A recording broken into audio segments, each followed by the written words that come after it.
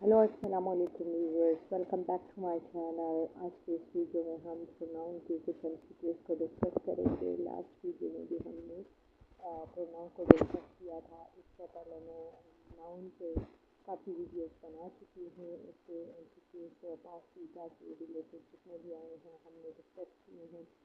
अब हम आगे अपने वीडियो सेशन की तरफ जाते हैं। So let's start our video.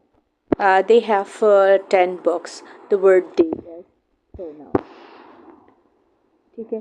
We are helping people. The word we is pronoun. You are playing well. The word you is pronoun. Give me a book. The word me is pronoun. He has 10 books. The word he is pronoun. ये कभी कभार इतने simple से MCQs भी आ जाते हैं अगर कोई किसी का लक अच्छा हो। In the sentence, he is the athlete who has won many competitions. In the sentence, he is the athlete who has won many competitions. The word who is अब ये हमारे पास रिलेटिव प्रोनाउन है। पहले भी हमने last video में हमने discuss किया कि रिलेटिव प्रोनाउन वो होता है जो रिफ्लेक्ट बैक करता है, जो रिलेट करता है मेन क्लास, जो रिलेट करता है मेन क्लास की तरफ। तो यहाँ पर हमारे पास हु है वो रिलेटिव प्रोनाउन है। He is an athlete who has won many competitions. The word who is relative pronoun. Who is a relative pronoun. ठीक है.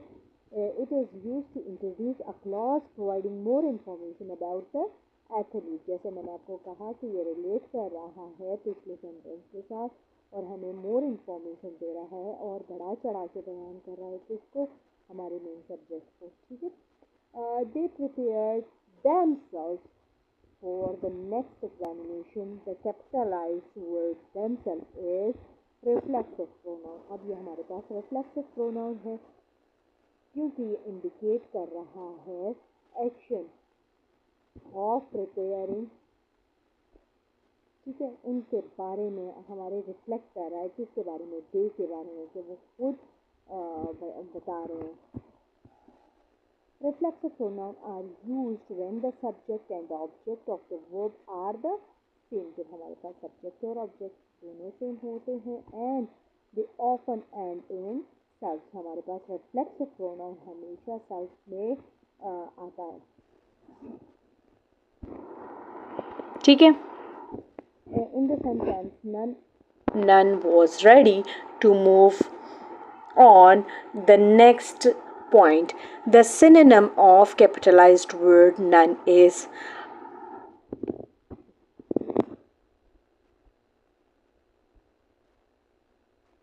empathetic. सॉरी here हमने इसको थोड़ा synonym नहीं आना चाहिए, यहाँ पर प्रोनाउन ही आना चाहिए। ठीक है. एम्पैथेटिक, इंट्रोगेटिव, डिस्ट्रीब्यूटिव और नन ऑफ दीज। तो ये हमारे पास डिस्ट्रीब्यूटिव प्रोनाउन है। डिस्ट्रीब्यूटिव प्रोनाउन वो होता है जो हमारे पास डिस्ट्रीब्यूशन या एलोकेशन के लिए इस्तेमाल होता है। This term is related to the word that refers to distribution or allocation. None can be categorized as distributive pronoun in the context as it refers to not any of the item in the group. Neither of the did. The is this the bus dash goes to the Sadar Bazaar. तो यहाँ पे हमारे पास that, who, which, to arrive. तो हमारे पास which आएगा क्योंकि हमारे पास which जो है वो रिलेटिव प्रोनाउन है जो रिलेट कर रहा है हमारा बस के साथ, उसके दरमियान कनेक्शन बना रहा है कॉन्टेक्स्ट के दरमियान, तो इसलिए हमारे पास which आएगा। Which of the following is not an example of relative pronoun? Which, who, by and that. तो by हमारे पास relative pronoun नहीं है, ये preposition है। A relative pronoun is a word that is used to connect an independent clause to dependent clause, जिसमें हम connection के लिए words use करते हैं। वो है who, whom, whose, which and that. तो ये हमारे पास relative pronoun है. Which sentence use the correct pronoun case? Him and me went to the store. He and I went to the store. He and me and him went to the store. I and him went to the store. तो correct हमारे पास है he and I went to the store. When the pronouns are connected in series, they should have same case. ठीक है, मतलब हमने same case में को इस्तेमाल करना है.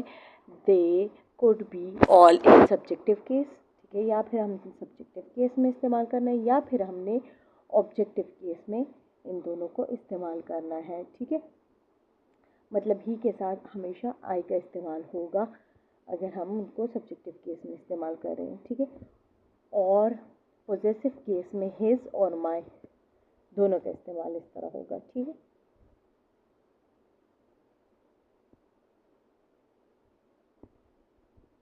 Dash does she look today. तो यहाँ पर हमारे पास word who, where, how, all of these.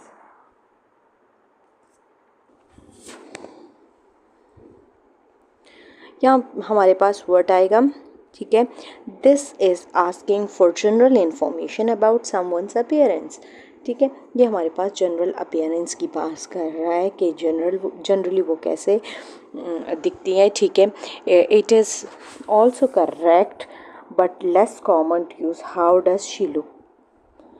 मतलब हम जनरली इंग्लिश में अगर बोलते हैं what does she look like, तो हम हाउ ज़्यादा यूज़ नहीं करते. ठीक है, she admitted dash her mistake. She admitted me. ठीक है, इसने मुझे अपनी गलती तस्लीम कर ली. Me is best to keep the meaning of the original sentence. Me is the objective pronoun. To dash shall I give the package? To whom shall I give the package? यहाँ पे हमारे पास whom जो use हुआ है, to whom के मैं किसको दूँ. ठीक है, shall I give the package. Whom is a pronoun used instead of who as an object of the verb or preposition. If we can replace it with him or her, so we use whom.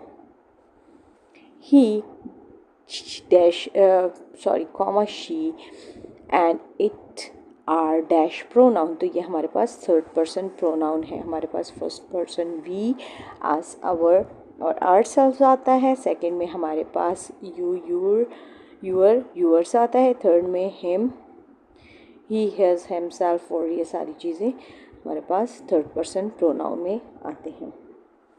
Choose the correct sentence. They are independent women. They earn money themselves. They are independent women. They earn money themselves. तो हमारे पास themselves is a pronoun. They are independent women. They earn money themselves हमारे पास आएगा क्योंकि themselves emphasizes something जो कि plural के बारे में बात कर रहा है. Which of the following describes a noun or a pronoun? तो हमारे पास एडजेक्टिव जो होता है वो मोर इन्फॉर्मेशन या एडिशनल इन्फॉर्मेशन देता है नाउन और प्रोनाउन के बारे में. ठीक है, can't you hear that dash is knocking the door. Someone is knocking the door indefinite pronoun है हमारे पास. ठीक है, he has a toothache and can not eat something things. Anything हमारे पास इंडेफिनिट प्रोनाउन है. एनीथिंग आएगा हमारे पास. The man dash you met yesterday is an anchor person. whom you met जो कि हमारे पास एडिशनल इन्फॉर्मेशन दे रहा है. ठीक है, और हम इसको यूज़ करेंगे.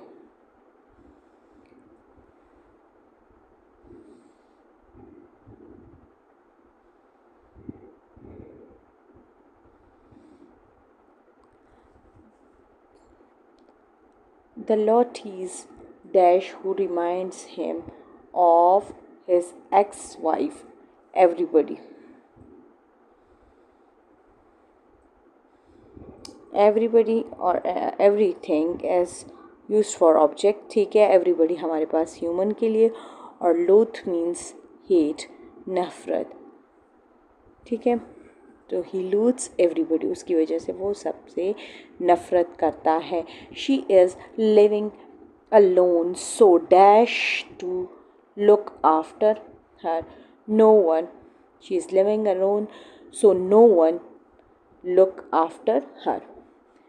Living alone, no one is look after her. हमारे पास फर्स्ट सेंटेंस में वो डिस्क्राइब कर रहा है the subject that she lives alone and there is nobody to take care of her. So हमारे पास इधर हम so appropriate pronoun that describes the absence of someone or people will no one. Similarly pronoun that refers to the woman, तो हमारे पास हर इस्तेमाल होगा. Who is trying to defend you there? What is who? Who हमारे पास interrogative pronoun है जिसमें हम question कर रहे हैं. Has he come dash by train? तो हमारे पास बाई ट्रेन किस चीज़ से वो आया है, तो वो उसके लिए हमने बाई ट्रेन यूज़ किया. ये विदाउट प्रोनाउन में बस वैसे ही रैंडमली ऐड कर दिया. The antonym of divide is unite. उसका डिवाइड का मतलब होता है तकसीम करना, और यूनाइट का मतलब होता है जोड़ना. तो ये कुछ सिनोनिम एंटोनिम थे, वो मैंने ऐड कर दिए. The synonym of retain is, retain का मतलब होता है बरकरार रखना, मेंटेन का मतलब भी होता है बरकरार रखना. I like both tea and coffee but prefer the latter, मतलब बाद में आने वाले को लेटर कहते हैं. He met a man who lives in the USA last year. What is who according to grammar here? तो ये हमारे पास relative pronoun में है. अगर हम क्वेश्चन कर रहे होते तो फिर ये हमारे पास इंट्रोगेटिव प्रोनाउन में होता, लेकिन ये हमारे पास एडिशनल इंफॉर्मेशन दे रहा है, तो ये हम इसको रिलेटिव प्रोनाउन कहेंगे. He was the boy whom I wanted to meet. तो ये हमारे पास whom should be used to refer the object, जैसे of the verb. ठीक है, तो हम यहाँ पे whom का इस्तेमाल करेंगे. when in doubt try to simple trick. if you can replace the word with he or she, use who. and if you can replace it with him or her, तो हम whom का इस्तेमाल करेंगे. ठीक है, अगर यहाँ पे हम ही और शी का इस्तेमाल करते तो फिर हम who का इस्तेमाल करते, लेकिन यहाँ पे him और her के लिए हम whom का इस्तेमाल करेंगे. either he or I am to blame. तो ये हमारे पास we don't use is an auxiliary verb for the first person, तो इसलिए हम am का इस्तेमाल करेंगे. I enjoy dash sitting alone. I myself. ठीक है, तो यहाँ पर हमारे पास रिफ्लेक्सिव प्रोनाउन है myself. Teachers live near our village. Dash will come to our home. The appropriate pronoun is he. He will come to our home. The place dash they live is unhealthy. Where they live is unhealthy, जहाँ वो रहते हैं. She answers more questions than dash, so she must be awarded some prizes. तो यहाँ हमारे पास आई आएगा, क्योंकि मैंने आपको कहा है कि अगर हम सब्जेक्टिव केस का इस्तेमाल कर रहे हैं तो हम दोनों जगह फिर सब्जेक्टिव केस का इस्तेमाल करेंगे.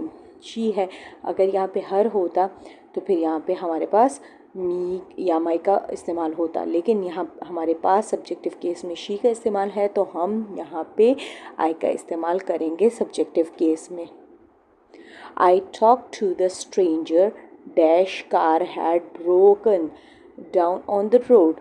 whose car हमारे पास possessive pronoun का इस्तेमाल होगा क्योंकि इसमें हमारे पास belonging शो करनी है.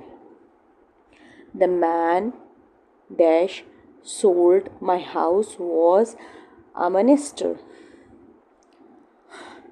to whom I sold. He writes better than me. Choose the correct answer. He writes better than I क्योंकि मैंने आपको कहा है कि सब्जेक्टिव केस में फिर हम दोनों को साथ में एक ही तरह यूज़ करेंगे. ही के साथ हम आई का इस्तेमाल करेंगे. Hera keeps her bedroom neat and clean. Choose the pronoun from the above sentence. तो हम हमारे पास हर का आएगा क्योंकि हमारे पास possessive pronoun है. We met Hania yesterday. Dash made us laugh. She made us laugh. क्योंकि हम हानिया के बारे में बात कर रहे हैं तो हम पर्सनल प्रोनाउन उसी के लिए फीमेल का यूज़ करेंगे. The apartment where I live is very small. He is looking for accommodation dash in flat or shared house. Either shared house. तो यहाँ हमारे पास the sentence should read he is looking for accommodation either in flat or shared house. This means he is considering both options. ठीक है, तो इसलिए हम either ये या वो, तो इस तरह के लिए हम either का इस्तेमाल करते हैं जिसमें 2 ऑप्शंस हो. तो इस MCQs में हमारे पास either का इस्तेमाल होगा. आई होप कि आप लोगों को ये वीडियो अच्छी लगी होगी. Please do subscribe my channel and stay tune for more ETA MCQs. Thank you for watching.